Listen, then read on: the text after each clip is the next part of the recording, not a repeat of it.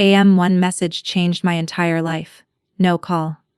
No explanation, just a text, and my husband was gone. But what hurt the most wasn't that he left me. It was what he took with him. He thought I would cry, beg, and move on. But he had no idea I was already planning something he would never forget. Disclaimer: this story is fictional and created for entertainment purposes only. Any resemblance to real people, events, or situations is purely coincidental. The message came at 20:17 in the morning, lighting up my phone in the darkness of the bedroom. I was half asleep when I saw it, my eyes struggling to focus on the words.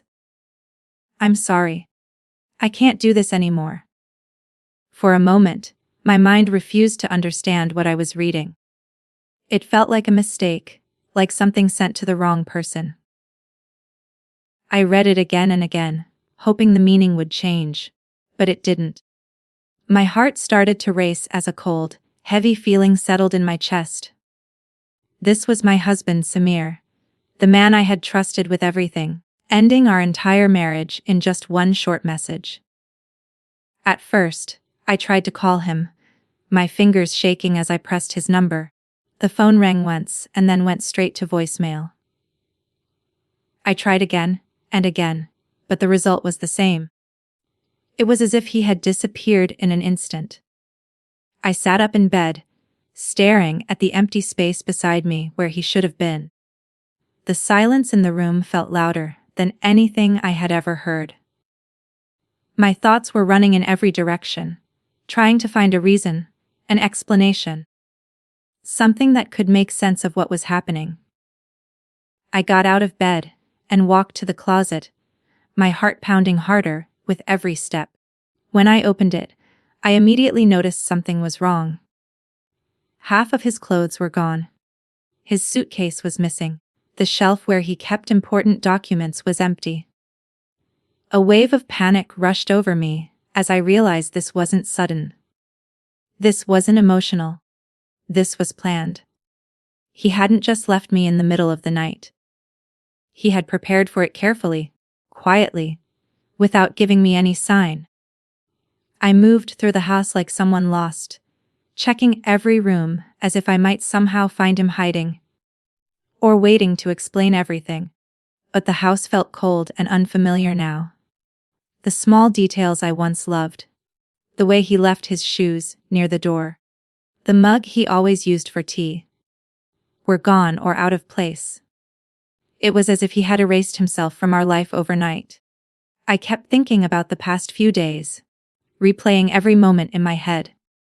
His distant behavior, the way he avoided conversations, the late nights when he claimed he was working.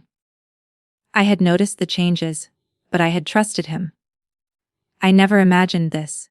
As the morning light slowly filled the room, reality began to settle in. I wasn't dreaming. This wasn't something I could wake up from. He was gone, and he had chosen to leave me with nothing but a message. The pain started to rise, heavy and overwhelming, but it was mixed with something else. Confusion, disbelief, and a growing sense of anger. I deserved more than this.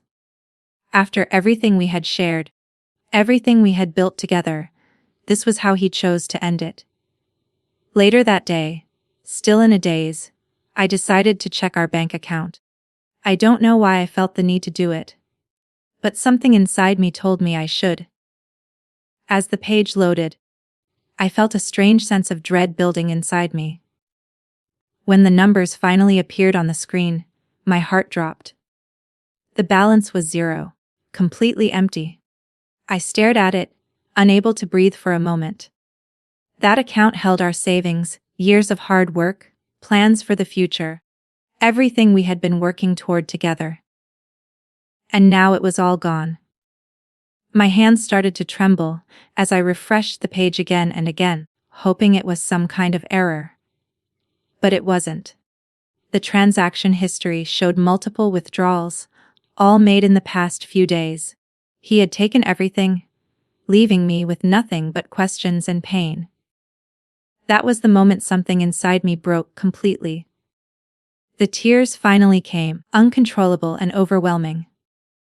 I sank to the floor, feeling the weight of betrayal crash down on me. This wasn't just a man leaving his wife. This was someone who had lied, planned, and taken everything without any regret. As the hours passed, the shock slowly turned into clarity. Samir hadn't just walked away from our marriage. He had carefully arranged his escape, making sure he left with every advantage, while I was left behind to deal with the damage. The realization was painful, but it also brought something new. A sense of determination. I wiped my tears and sat quietly, thinking about everything I knew about him. If he had planned this so carefully, there had to be traces. No one disappears completely without leaving something behind. That evening, I started searching.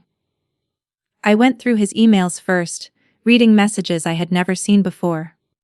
Most of them seemed normal, but a few stood out. Short, secretive, and vague. I checked his old notebooks, flipping through pages filled with numbers, names, and small notes that didn't make sense at first. I even looked through things he had thrown away, hoping to find something useful. It felt strange, almost desperate. But I knew I had no other choice. Then I found it. A crumpled receipt hidden between old papers. It was from a hotel in another city, dated just 2 days before he left. My heart skipped a beat as I looked at it. This was something real, something that connected him to a place. It was the first piece of the puzzle. I held it tightly, feeling a new kind of energy building inside me. This wasn't over. Not yet. I didn't act immediately after discovering the truth. Instead, I gave myself time to think, to understand every possible angle before making a move. Samir had planned everything carefully, and if I wanted any chance of taking back control, I had to be even more strategic. I knew rushing in with anger would only make things worse. So I stayed quiet, watching, observing, and slowly building something he would never expect. The first step was to disappear, not physically, but digitally. I created a completely new identity. New phone number, new social media accounts, even a different name. I studied Sana's online presence closely, learning about her habits, her interests, and the kind of people she interacted with. She shared a lot of her life publicly, more than she probably realized. Every post, every comment, every tagged photo gave me information. It didn't take long to understand her personality. She trusted easily, especially people who seemed confident and supportive. I crafted my new identity to match exactly what she would feel comfortable around. I presented myself as someone friendly, successful, and relatable. When I finally reached out to her, it didn't feel forced. It felt natural, as if we were meant to connect. She responded quickly, and within days, we were talking regularly. I kept my tone warm and genuine, never pushing too hard, never asking too many questions at once. Trust isn't built overnight, but I was patient. As the days turned into weeks, Sana began to open up more. She talked about her life, her dreams, and eventually, about Samir. She described him as charming and caring, someone who had rescued her from a difficult past. Listening to her felt strange, almost unreal. The man she was describing was completely different from the one I knew. Yet I understood what he was doing. He had created a new version of himself for her, just like he had once done for me. I listened carefully, never interrupting, never correcting her. The more she trusted me, the more she revealed. She told me how they met, how quickly things moved between them, and how he promised her a future full of comfort and security. She believed everything he said. She had no idea that the life she was enjoying was built on lies and stolen money. Every time she mentioned a gift or a trip, I recognized it. Those weren't just expensive things.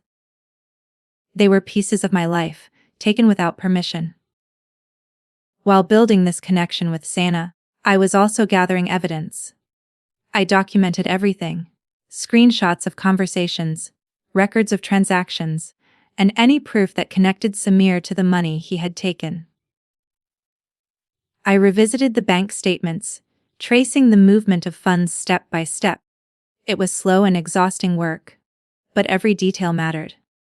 I also reached out to a lawyer, explaining everything carefully and providing the evidence I had collected. The case was stronger than I expected. Samir had uncovered his tracks as well as he thought. Weeks later, everything was in place. The legal process had already begun quietly in the background. All that remained was the moment when everything would come together. I didn't want confrontation for the sake of anger. I wanted clarity, control, and a conclusion that would leave no room for escape.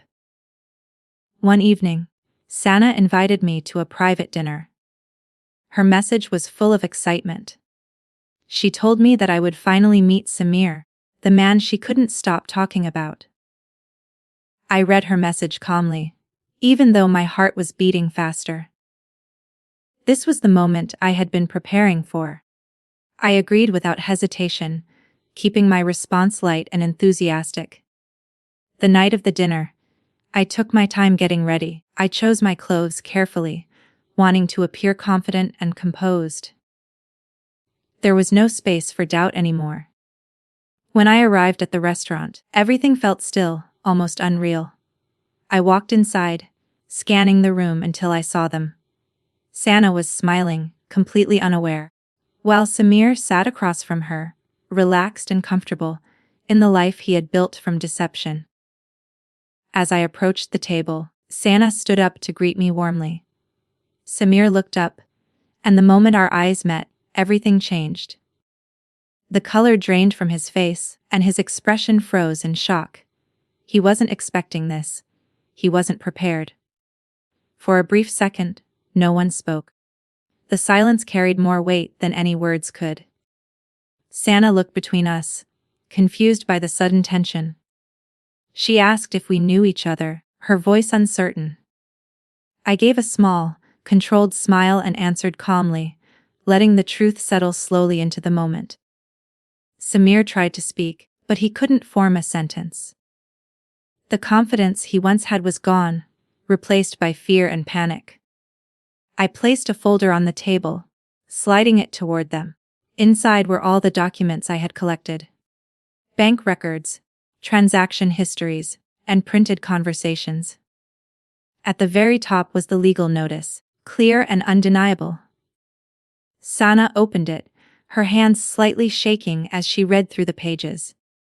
Her expression shifted from confusion to disbelief, and finally to realization. I explained everything in a steady voice, not raising my tone, not showing anger. I told her who I was, what Samir had done, and how the life she believed in was built on stolen money. Each word was measured, precise, and impossible to ignore. Samir tried to interrupt, to explain, but nothing he said could undo the evidence in front of him. What he didn't know was that this moment wasn't just about revealing the truth. It was also the final step in a plan that had already been set in motion. The legal case had progressed further than he realized, and the authorities had been informed. I had shared the time and location of this meeting in advance, ensuring that everything would happen exactly as intended. A few minutes later, the atmosphere in the restaurant shifted again as officers walked in. Their presence was calm but firm, and it immediately drew attention. Samir stood up abruptly, his panic now fully visible. He looked at me, then at Sana, as if searching for a way out, but there was none left. The officers approached him, confirming his identity before taking action. He tried to speak one last time, his voice desperate, but it didn't matter anymore. The truth was out, the evidence was clear, and the consequences had finally caught up with him. Sana sat frozen, unable to process everything that had just happened. The life she thought she had was collapsing in front of her, just as mine once had. I remained seated for a moment, watching everything unfold, with a sense of calm I hadn't felt in a long time. This wasn't about revenge in the way people usually imagine it. It wasn't loud or emotional. It was controlled, deliberate, and complete. When I finally stood up, I felt lighter, as if a weight I had been carrying was finally gone. I picked up my bag, gave one last glance at the scene, and walked away without looking back. So in the end, he thought one message was enough to erase everything. But what he didn't realize was, some endings are just the beginning of something stronger. This wasn't just a story about betrayal. It was a story about strength, patience, and taking back control when everything feels lost. If you enjoyed this story and want more powerful, emotional, and shocking stories like this, make sure you hit the like button, subscribe to the channel, and turn on notifications. And tell me in the comments, what would Liu have done in this situation? I'll see you in the next story.